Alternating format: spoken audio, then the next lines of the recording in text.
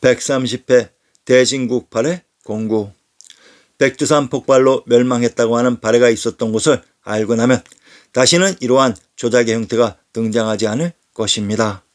대진국 발해가 있었던 수도가 바로 고려의 수도인 개성의 송악이었습니다.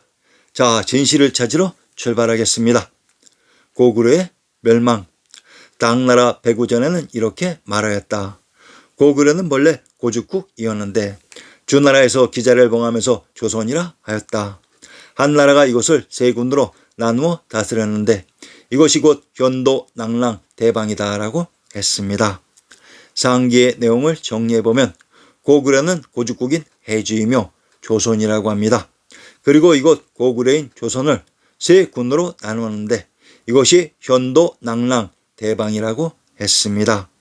자, 상기의 세 군현인 현도, 낙랑, 대방이 고구려이며 조선이 되는 것입니다. 정체를 밝혀봅시다. 현도군, 천조가 있었던 개경서울의 지명이라고 했습니다. 낙랑군, 동경인 경주와 서경인 평양의 군명이 모두 낙랑입니다. 대방군, 남원의 군명이 대방으로 남원, 남양은 천황님이 계셨던 곳이라고 했습니다. 참으로 이상하지요. 경상도, 경주와 전라도, 남원, 경기도, 남양이 동일한 지역이었다고 합니다. 상기, 현도, 낙랑, 대방의 특징이 모두 경도인 서울의 지명이었습니다. 자, 여러분들 고구려의 정체를 알겠습니까? 고구려가 있었던 곳에 신라의 경주가 있었고 백제의 웅진, 공주의 지명들도 있었습니다. 도대체 고구려, 백제, 신라가 무엇인가요? 당은 668년 내 수도인 평양을 함락시키고 고구려를 멸망시켰다. 당 고종은 고구려가 망한 그해 12월 평양에 안동 도읍을 두고 고구려의 옛 땅을 지배하고자 했다.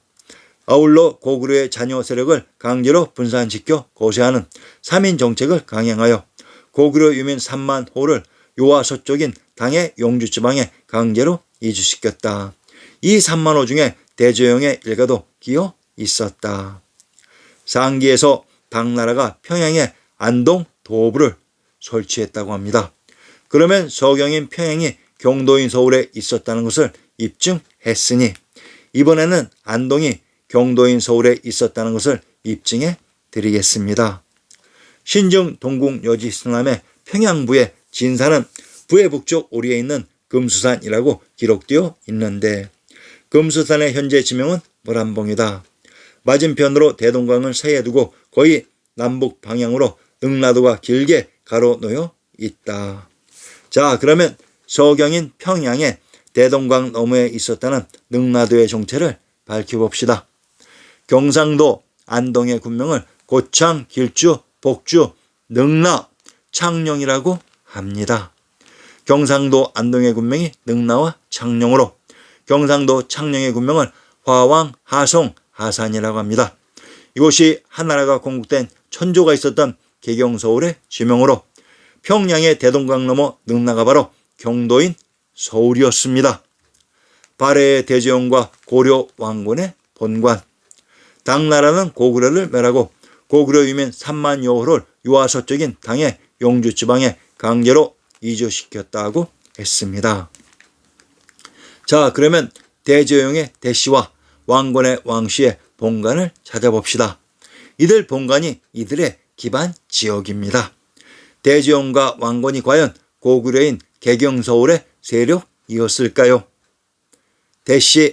대씨가 탄생한 곳은 대도 대구로 한양장안의 북경 관중지역의 지명이라고 했습니다. 대제용의 기반 지역은 개경서울의 고구려가 아닌 관중지역 출신입니다. 왕씨, 고구려 멸망 이후 대제용 일가가 이주되었다고 하는 장안 관중의 영주의 지명을 밝혀봅시다. 고려 왕건의 상계를 인용합니다. 왕건의 성계는 고구려 시대 북위에서는 타광씨라 했고 사왕이 462년경에는 고구려와 북위에서 지냈다. 타광씨는 대를 대동이라고 하며 무천을 내몽골이라고 합니다. 지역을 통치하였으며 태화 때 왕시성으로 개성하였다라고 중화송시 통수에 쓰여 있다. 또한 고구려 후이 때는 영주, 낭랑등지에서 살았으니 영주 왕씨라 하였고, 삭방장군 건의는 사공곽곡 무열공 사례를 낳았다. 탁왕씨란 탁시아 왕씨가 같은 혈육으로 왕건을 영주 왕씨라고 합니다. 영주는 제왕의 성이 있었던 관중의 무지라고 했습니다. 대씨가 탄생한 대도의 관중과 영주 왕씨의 영주는 동일한 한양장안의 관중 지역입니다. 즉 대제왕과 왕건이 같은 혈육으로 이들은 고구려 출신이 아니었습니다. 발해 건국. 대제용의 대씨는 당나라의 중앙조정이 있었던 한양장안의 관중지역에서 기반한 성씨입니다. 696년 5월 마침내 거란인 이준충과 손만행의 용조 도독 조회의 통치에 불만을 품고 반란을 일으켰다. 이 틈을 타서 고구려 장군 출신인 대제용은 고구려 유민 말갈인과 함께 영주를 빠져나와 전쟁의 피해를 거의 받지 않았던 만주 동부 지역으로 이동하였다. 대제용은 추격해오는 예고 당나라군을 천물령 전투에서 크게 무찌른 뒤에 만주 동부 지방에 남아있던 고구려 유민과 말갈인을 규합하여 698년 길림성 도나연 부근의 동모산 기슭에 발해를 세우고 연호를 전통이라 하였다. 발해는 건국할 당시 대제용은 스스로 나라의 이름을 진국으로 정하고 그 후에 713년 당에게 자호위 대장군 발해군왕 호란주 도독으로 명목상 책봉된 후로는 국호를 발해라고 하였다. 자, 상기와 같이 발해의 정치와 존재를 숨기려고 장편소설을 쓰여 놓았지만 발해가 건국된 동모산 지역이 어느 곳이었는지 밝힐 확실한 증거가 우리의 지리지 신증 동국여지승남에 있습니다.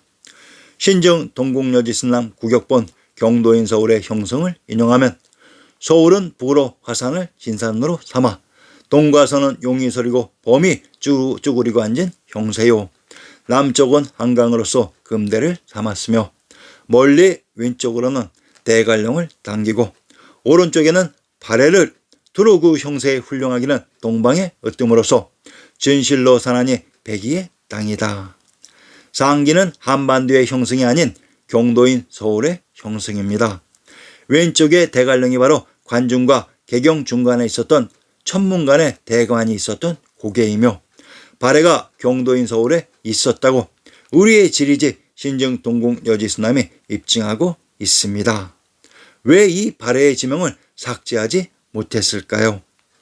강단사학과 동북공룡은 왜 발해의 위치를 현재의 동북삼성에서 찾고 있지요?